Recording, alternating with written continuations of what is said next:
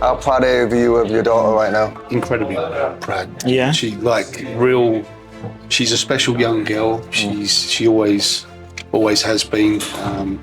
I mentioned before, she's got a very kind, caring, and sort of like side to her where all she wants to do is help people. Tell me if I'm wrong, Peter. You've been involved in some big fights. You can teach boxing, but you can't teach heart. You can't teach character. And how much character do you think that she showed tonight? Tremendous. Yeah, I'm very proud of her. I've known her from a baby. I am. I'm absolutely. 13th for final round. Yeah. Collaboration with Boxers in Need. Yeah.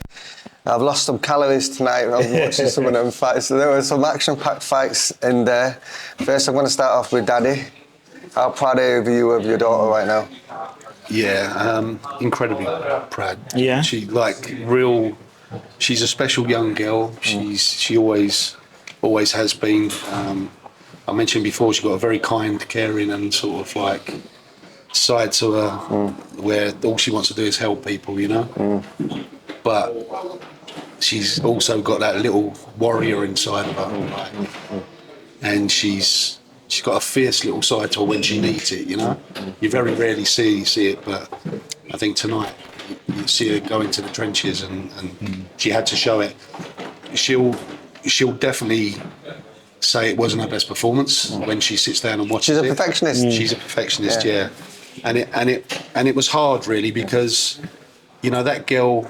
They both fought at the same time. They both fought November 29th. Yeah. Ellie fought at the WBC convention. And then a few days later, they were both told they were fighting each other. So they both had the same preparation, roughly 8 weeks. And so we knew not to look at the fights that Ellie had. We knew to look at a better version of Ellie because this will be the best version of her, and it was. And yeah, do I think Fran could have done a lot of things differently? Definitely. But she's 21, and that's what a fight like that is for, to take her to the next level and bring her on. So, yeah. So, Mick, this is your little girl. But now, obviously, she's more mature now into the game. Yeah. Yeah? Your nerves, they're not the same like before, or is it still the same? Yeah, because you were getting up in the corner, I was thinking, what is he doing in the corner? Yeah. So what was he in the corner doing? Was he like, what, saying, just Gina around, saying, come on? What was he doing in the corner? I could just see that when she was, like, because the girl was constantly, wouldn't give her room. Yeah. I could see that when she was leaning out to the left and throwing that left hook to the body, she was taking all Ellie's play away. And she just needed to keep doing that, maybe double it, maybe do the old Canelo thing, turn it into a hook, and pivot off sort of thing, and then it would have kept taking her play away. And that's what I wanted to do. I just reassure her. Take her head off the centre and let her left hooks go body and head. And then she would have been out of harm's way, basically. Yeah, it was working, whatever she was doing, because then she started working to the body. Jabbing first and working to the body, it was just breaking her down slowly. It was. Yeah. And the other thing was her jab, like sometimes when she jabbed low, she'd get her, she'd stop her in her track. Stab in the belly. Yeah, but like I said to Fran before the fight, this girl's very awkward with her head. She comes low, she's very unorthodox, and you've got to jab the chest the whole time. Yeah. But sometimes she was going a little bit over the top with it. Yeah. So, yeah, that was it basically. Like I said to Fran, I said, listen, this is a test for you. You've shown us now that how deep you can go. You know what I mean? Yeah, definitely.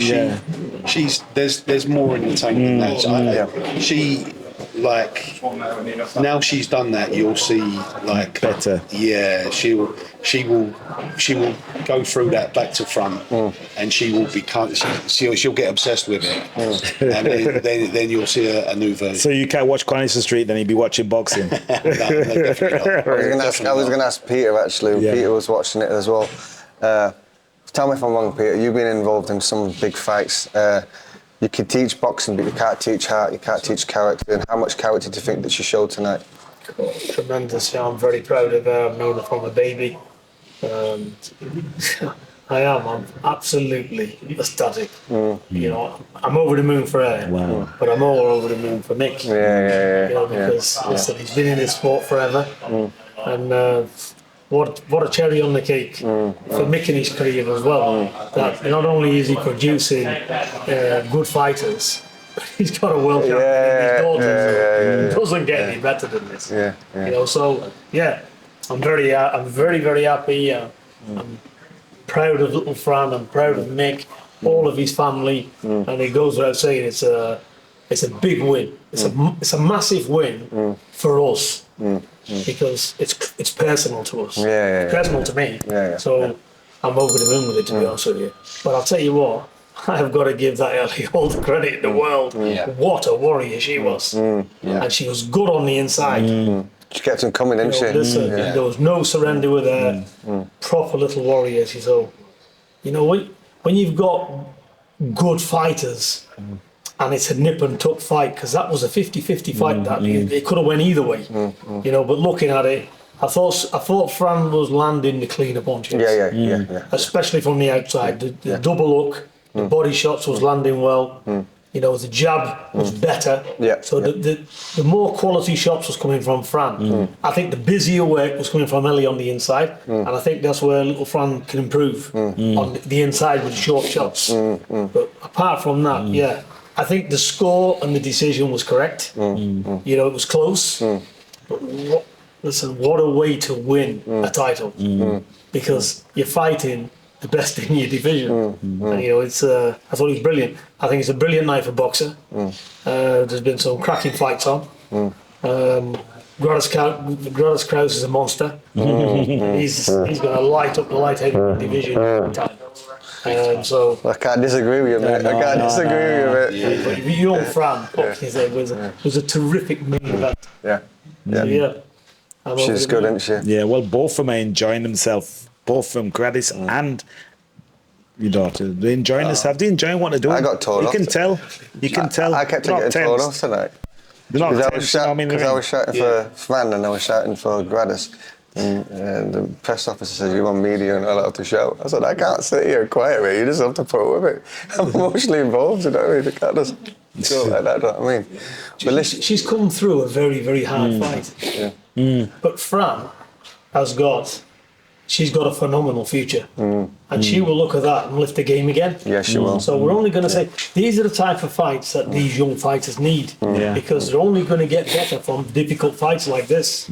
So, we're good. I think she's got a phenomenal future.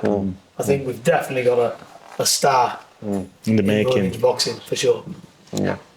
Listen, I think to follow that up as well, to showcase two fighters that are the full package as well. Like they're not just great fighters; they're entertainers, and this is what this sport's about now: the entertainment business as well as being a top fighter. And I think two young talents, 21 and 24. Gradus for me is already the best light heavyweight in the world. Just has to go out and prove it now. And he's going to get his opportunity. It's going to come. Yeah, it will come. But just colourful characters, just always smiling. Know what it takes to give people value for money and bring that entertainment as well. It's just, I thought it was pretty special for the BBC tonight. I really did. Yeah. Special night.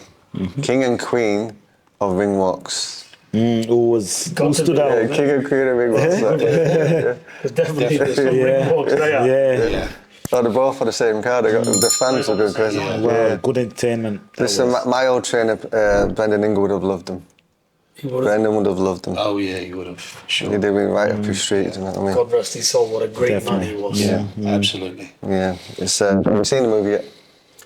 I haven't seen it because obviously I'm in a training camp in Malaga. I flew in for this and I'm going to fly back out, so I'm just busy with that, but I will get to watch it. What about you, Mick? Have you seen it? I haven't seen it yet. But what's your opinion on it?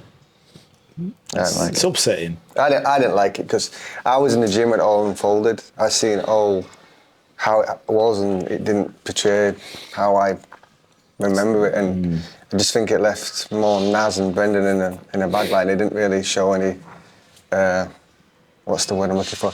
Both had nice and good, we're people, aren't we? Do you know what I mean? It didn't, but then again, it's a lot to put into 2 hours, isn't it?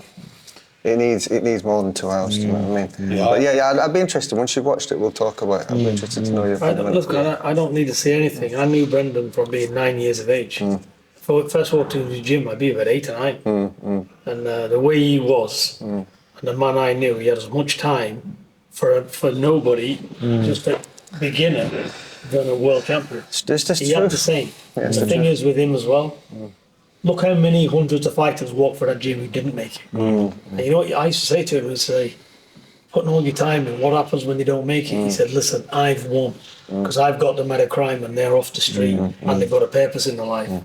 That's the type of man he was. That's the type of man we need to remember. A God-fearing man that put everything into young people. He is a credit to the world of boxing, to his community and everybody as a whole. I don't know anyone that can give that fella a bad name. I don't know anyone. Did he have you gardening in the streets like it is? Listen, he done plenty. Street called Streets. You know, I knew plenty of lads that trained with him. He was a top fella. You was lucky. You was lucky. You didn't train with us. You'd been doing gardening. You were knocking down walls. Brendan will have you walk. Come on, lads. I'm going to tell him this because you'll find this. So the first thing Brendan says to me, so I'd going down there for 4 months, 16, and I'd having problems with my parents, just at the other end, they kicked me out. I said, Brendan, I'm homeless. He goes, right, you're listening. That's what I want you to do. Look at me, you're listening. Get a brick, go find a shop window, chuck it through the shop window, wait for police to come. They'll put you in a cell. No, listen to me, you don't understand, listen to me. You know, with his Irish accent. You'll have food and you'll have your head. He says, for the that's night, how it was, you know, it was just unconventional logic, anyway. it's logic. But logic though, right? He said, you won't go cold. And then he says, it gives me time to find you somewhere to live. Because I need a couple of days, you know what I mean? The confidence he could distill into fighters was unbelievable. Definitely. He made you feel like he was a walking a man. star, like he was world champ straight away. Look at you got to look at Johnny Nelson. What he done with him?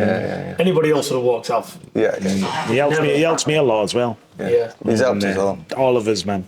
I had a great experience with Brendan. He was very gracious, and when I was a young promoter and basically first got the BBC contract, he was, I'd come home sometimes after an event or after certain things, and I'd find these incredible messages on my aunt's phone, you know, the old aunt's phone. His accent's brilliant, isn't it? Yeah, and it was just, it was so positive, like giving credit, dropping pearls of wisdom. He was just so supportive and gracious with his time. And when I spent time with him, he was always,